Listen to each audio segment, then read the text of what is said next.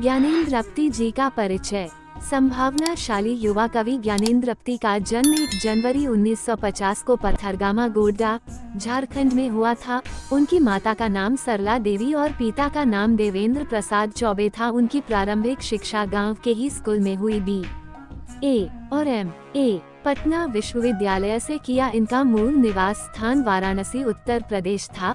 उनकी प्रसिद्ध रचनाएं संशयात्मा के लिए साहित्य अकादमी पुरस्कार 2006, आंख हाथ बनते हुए 1970, शब्द लिखने के लिए ही यह कागज बना है 1980, गंगातट 2000, हिंसार 2006, कति ने कहा 2007 आदि प्रमुख हैं।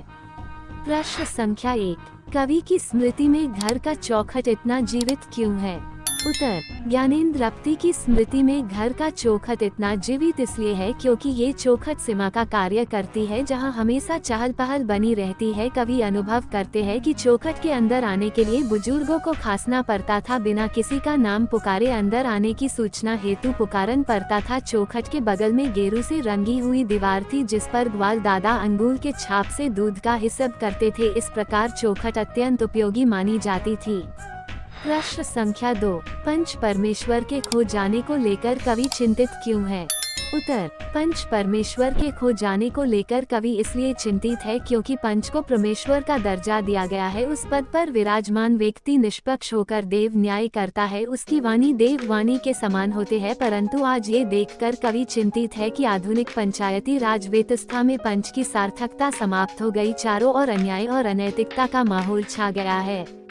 प्रश्न संख्या 3, की आवाज भी नहीं आती यहाँ तक, न आवाज की रोशनी की आवाज, यह आवाज क्यों नहीं आती?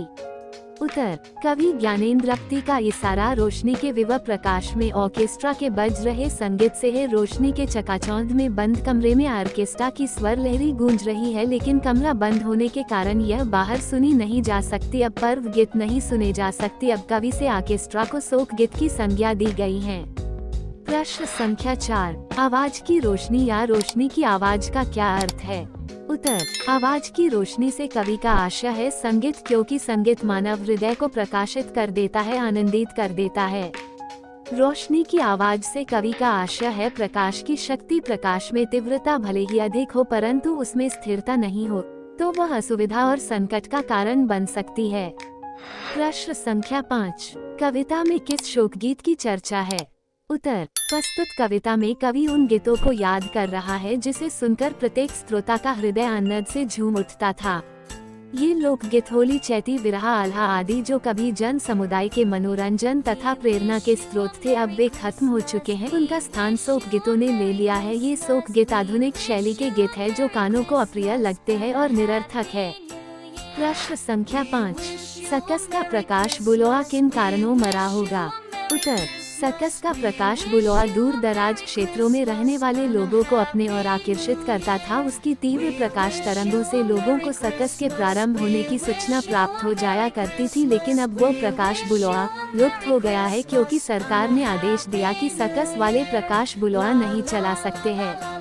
प्रश्न संख्या 6, गांव के घर की रीढ़ क्यों झुरझुराती है? इस झुरझुराहट के क्या कारण है?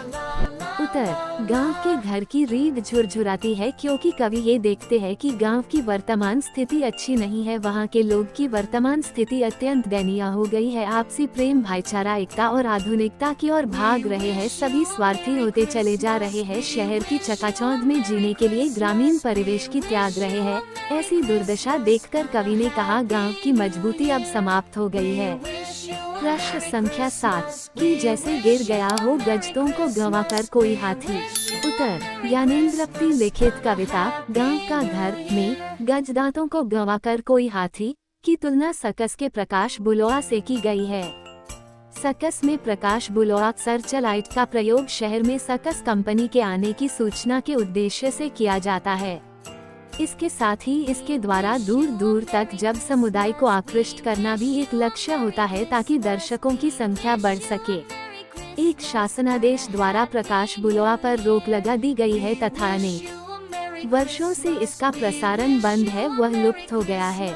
इसी संदर्भ में कवि दृष्टांत के रूप में उपरोक्त पंक्ति के द्वारा उसकी तुलना अपने दोनों दांत खोकर भूमि पर गिरे हुए हाथी से कर रहे हैं।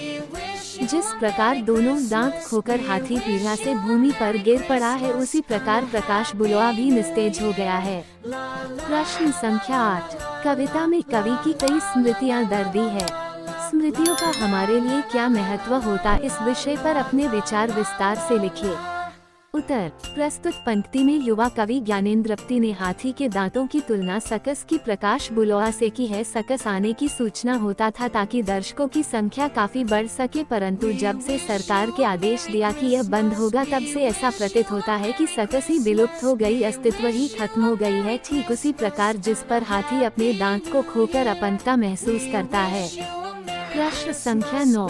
चौखट, भीत, सकस, घर, गांव और साथ ही बचपन के लिए कवि की चिंता को आप कितना सही मानते हैं? अपने विचार लिखें। उत्तर। कवि ने अपनी कविता गांव का घर शीर्षक कविता में चौखट, बहुत, घर, गांव आदि शब्दों का प्रयोग किया है। इन शब्दों द्वारा कवि ने ग्रामीण जीवन की विभिन्न समस्याओं को रेखांकित किया है।